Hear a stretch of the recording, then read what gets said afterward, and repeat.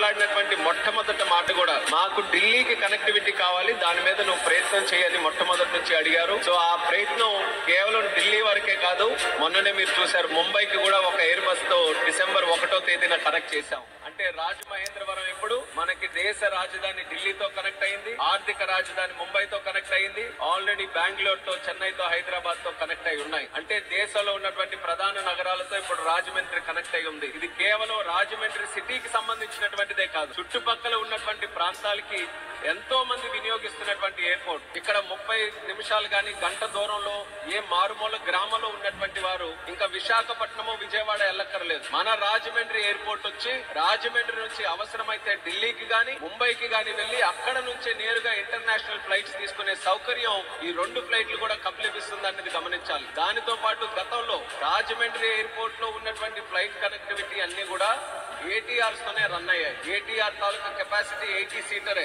Air బస్సులు లేవు. కానీ ఎప్పుడైతే మనం ఈ ముంబై ఢిల్లీ ఫ్లైట్లు స్టార్ట్ చేశామో ఎయిర్ బస్ సుమారు 180 మంది కూర్చునేటటువంటి ఎయిర్ బస్సులతో ఇప్పుడు ప్రయాణం చేయొచ్చు.